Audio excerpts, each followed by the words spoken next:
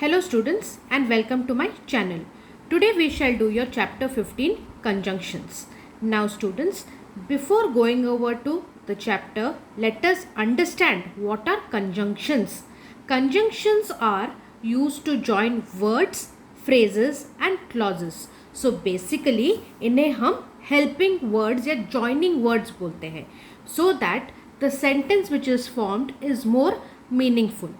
Now what are words you know, what are phrases and what are clauses जो कि conjunctions join करता है. conjunctions किन तीन चीज़ों को join करता है, either words को या phrases को या फिर clauses को. अब पहले हम समझेंगे phrase क्या है और clause क्या है, क्योंकि हमें words तो पता है वो simple शब्द है.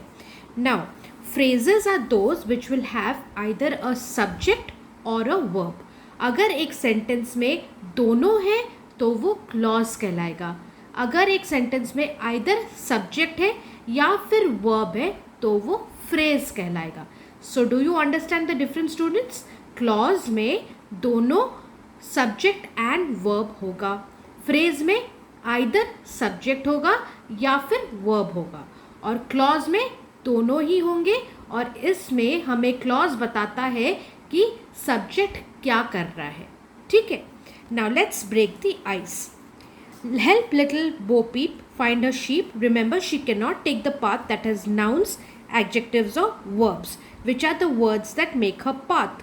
अब इनमें से हमें नाउन्स को छोड़ के, एडजेक्टिव्स को छोड़ के और वर्ब्स को छोड़ के बाकी वर्ड्स को ढूंढने हैं. यहाँ पे it is basically we need to find out your conjunctions.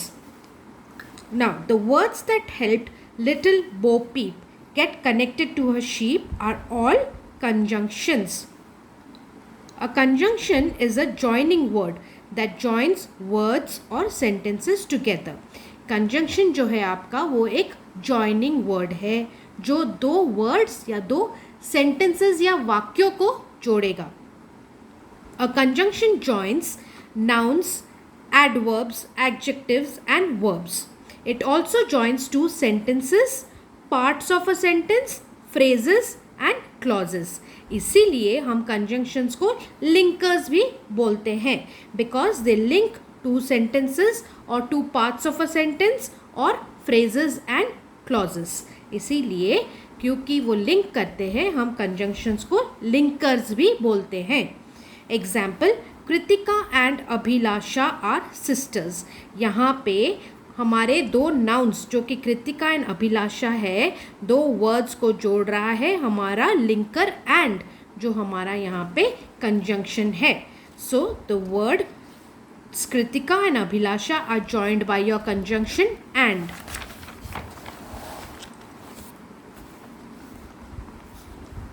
Next, The teacher called her but she did not hear him. Now, यहाँ पे दो parts of the sentences. The teacher called her, she did not hear him. इसको कौन जोड़ रहा है? But. तो यहाँ पे linker या conjunction कौन है? But है. In the above sentences, and but are used as conjunctions. In the first sentence, two words Kritika and Abhilasha are joined by and. In the second sentence, the following two sentences are joined by but. तो हमने क्या पढ़ा कि conjunctions दो words या दो parts of sentences या phrases या दो क्लॉजेस को जोड़ता है. तो पहले एग्जाम्पल में यहाँ पर कृतिका एंड अभिलाषा दो वर्ड्स हैं तो उनको जोड़ा कंजंक्शन एंड ने, और दूसरे सेंटेंस जो कि the teacher called her but she did not hear him जोड़ता है conjunction but. Now try out one has been solved in your exercise worksheets video. You can go through that video, but first you understand this chapter. Next we will go over to kinds of conjunctions. अब कितने तरह के conjunctions हैं? तीन है. एक है आपका coordinating conjunction, दूसरा subordinating conjunction और तीसरा co-relative conjunction. पहले हम पढ़ेंगे coordinating conjunction किसे कहते हैं. Now, those conjunctions that join together two statements or clauses of equal rank. Equal rank मतलब क्या? दोनों का ही उतना ही महत्व या importance होगा, दोनों ही clauses का. एक के बिना एक का महत्व नहीं होता है. ठीक है. So the conjunctions that join together two statements or clauses of equal rank or importance are called your coordinating conjunctions. ये कौन से वर्ड्स होते हैं? and, or, yet, so, for, but, also, nor, either, or, neither, nor, as well as. These are all your examples of coordinating conjunctions. कुछ examples देखते हैं.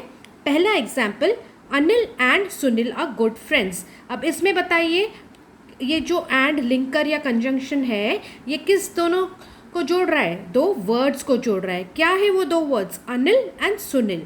और ये वर्ड्स क्या है? ये नाउन्स है. ठीक है. सेकंड में देखिए, she is fond of going to the market and the mall. अब मैंने क्या बोला यहाँ पे? एंड आपका कंजंक्शन है. बट क्या ये सिर्फ दो वर्ड्स को जोड़ रहा है? नहीं, ये एक फ्रेज को जोड़ रहा है. ठीक है, ये दो फ्रेजेस को जोड़ रहा है. Joins two phrases. अब तीसरा देखिए, Sushmita passed but her sister failed. यहाँ पर हमारा कंजंक्शन या लिंकर है बट. अब देखिए इन दोनों सेंटेंसेस में हम कैसे जानेंगे कि ये फ्रेज है और ये क्लॉज है. क्लॉज क्या है? क्लॉज में हमारा सब्जेक्ट भी होगा और वर्ब भी होगा. ठीक है, जो हमारा पार्ट ऑफ सेंटेंस क्लॉज है वो उसमें शामिल होगा आपका एक सब्जेक्ट और एक वर्ब. बट फ्रेज में आइदर एक सब्जेक्ट होगा या फिर वर्ब होगा, दोनों नहीं होंगे. अगर दोनों है एक सेंटेंस में तो इसे हम क्लॉज कहते हैं. अब थर्ड एग्जाम्पल सी में देखिए, सुष्मिता पास्ट. ये आपका पहला क्लॉज है. यहाँ पे सब्जेक्ट सुष्मिता, वर्ब पास्ट. ठीक है, तो ये सुष्मिता पास्ट आपका क्या हो गया? क्लॉज हो गया. But her sister failed. अब बट कंजंक्शन को छोड़ दीजिए, just concentrate on your her sister failed. Sister आपका subject, failed is your verb. तो ये सेंटेंस भी आपका क्लॉज है. इसीलिए दो क्लॉजेस को भी जोड़ता है कंजंक्शन बट. और बी में आपका एक है फ्रेज, दूसरे फ्रेज को भी ज्वाइन कर रहा है. द मॉल, इसमें कोई सब्जेक्ट वर्ब का समझ नहीं आ रहा है. She is fond of going to the market is just a phrase joining another phrase the mall. So इससे कोऑर्डिनेटिंग कंजंक्शन से हमें क्या पता चलता है कि they join together two statements और क्लॉजेस ऑफ इक्वल रैंक और इम्पॉर्टेंस. टू वर्ड्स को ज्वाइन करते हैं या टू फ्रेजेस को ज्वाइन करते हैं या टू क्लॉजेस को ज्वाइन करते हैं जो कि सेम इम्पॉर्टेंस और इक्वल रैंक के हैं. ठीक है. Now there is a formula to remember your coordinating conjunctions. वो है fan boys. अब देखिए, F for, A for and, N for nor, B for but, O for or, Y for yet and S for so. अब इस तरह आप इसे याद रखेंगे. ठीक है. अभी देखिए यहाँ पे sentence plus FANBOYS. FANBOYS मतलब आपका कोऑर्डिनेटिंग कंजंक्शन. ये शॉर्ट फॉर्म है आपका कोऑर्डिनेटिंग कंजंक्शंस को याद करने के लिए. सो sentence plus coordinating conjunction plus sentence is equal to your compound sentence, जो आप सेंटेंसेस में पढ़ेंगे in detail in higher classes. Now usage क्या है? कोऑर्डिनेटिंग कंजंक्शन एंड जो होता है वो सेंटेंस को जोड़ता है. जोड़ता है मतलब ये और ये भी नहीं, जो और होता है आपके हिंदी में वो इंग्लिश में एंड है. ठीक है. सो ऐड हो रहा है.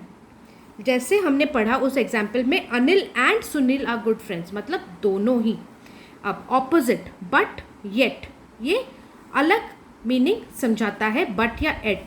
Yet, cause, for, result, so. उसने ऐसे किया इसलिए उसका result, so this happened. He did this so this happened. So cause, result, choice or not. Now these are the 7 coordinating conjunctions in the English language. Remember with them with the acronym fanboys. Acronym मतलब short form जो कहते हैं हमें. ठीक है. तो ये सारे जो आपके हैं ये सब आपके acronym fanboy के उसके full forms है. ठीक है. F क्या है? for. ऐसे आप इसको याद रखिए. तो सेंटेंस के बाद आप इनको कोऑर्डिनेटिंग कंजंक्शन के तौर पे ज्वाइन कर सकते हैं with the remaining part of the sentence. Now try out 2 आपका सॉल्व है एक्सरसाइज वीडियो में.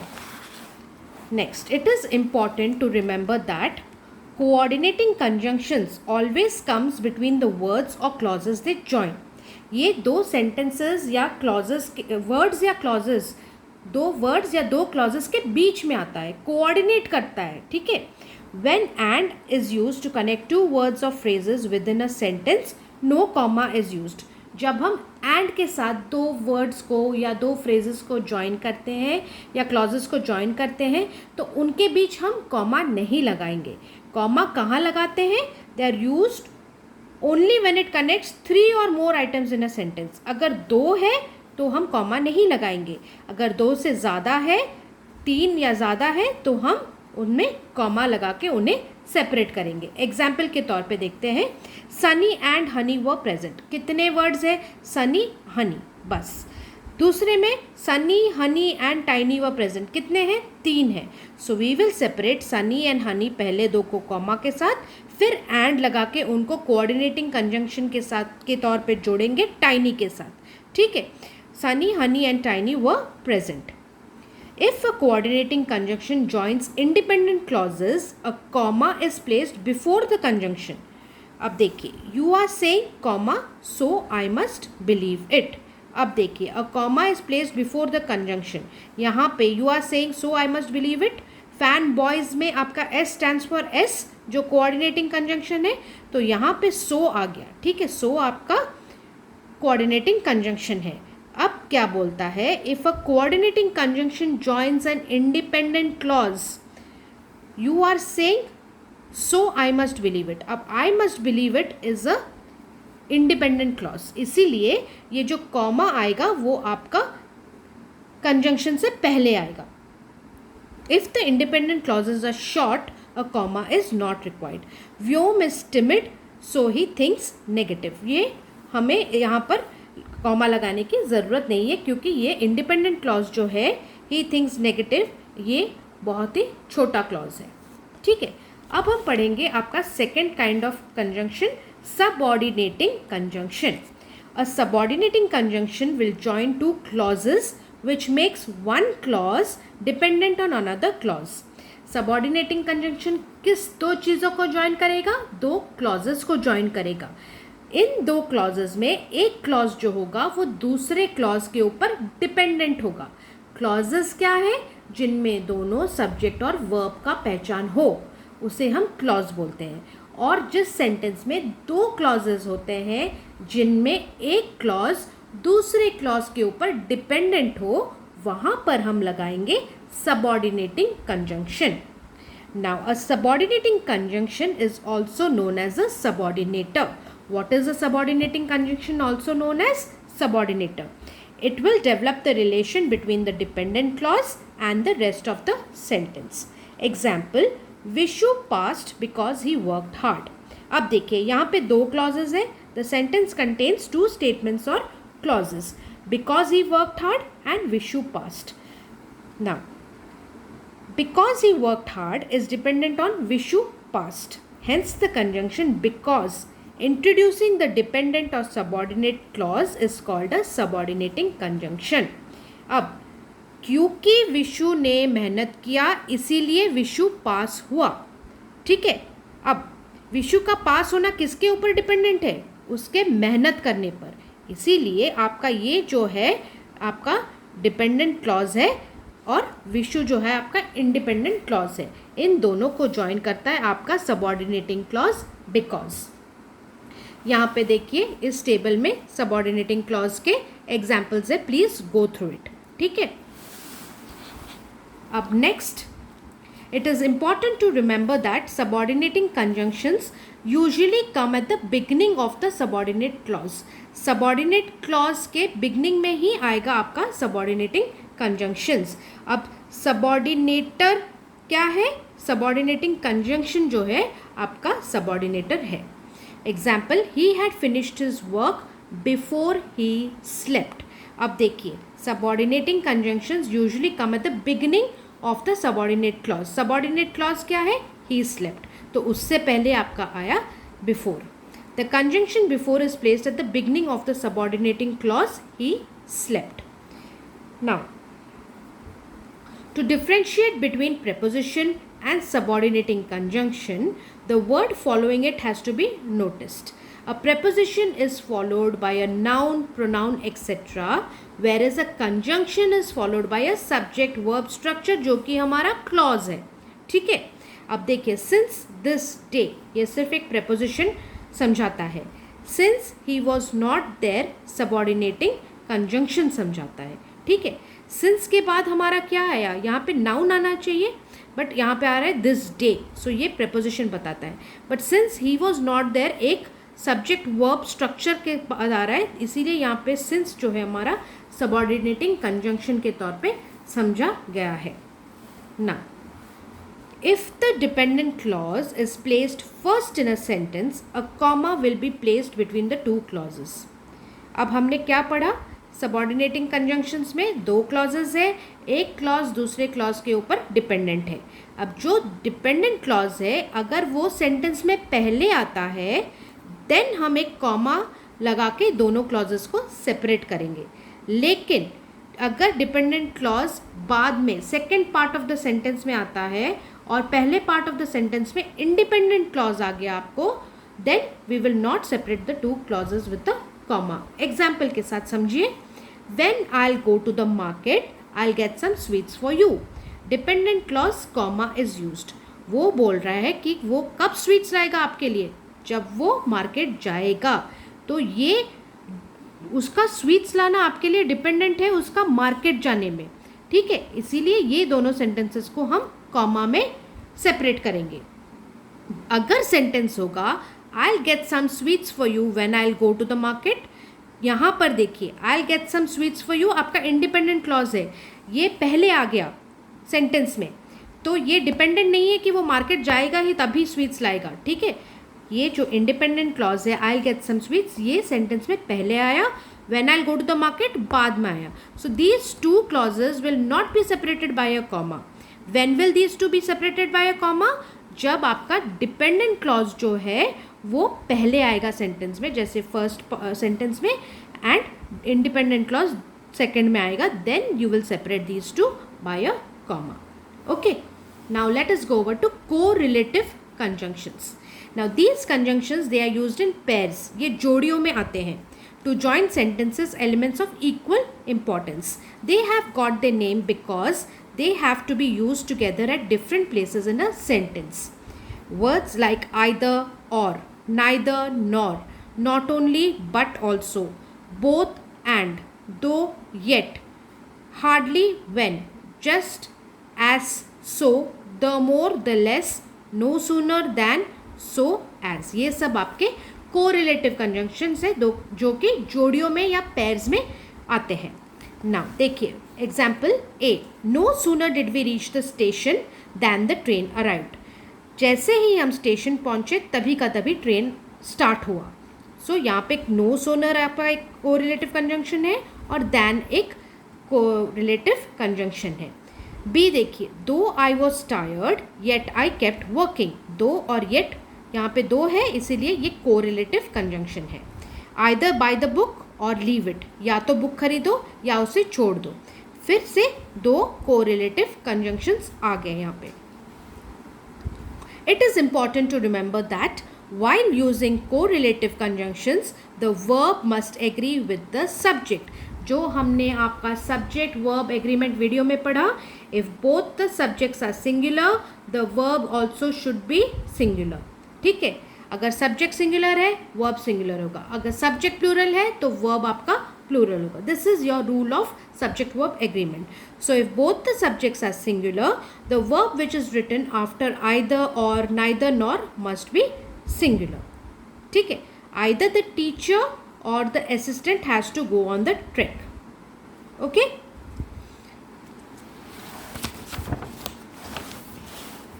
next, if both subjects are plural then the conjunction either or and neither nor must be followed by a plural verb.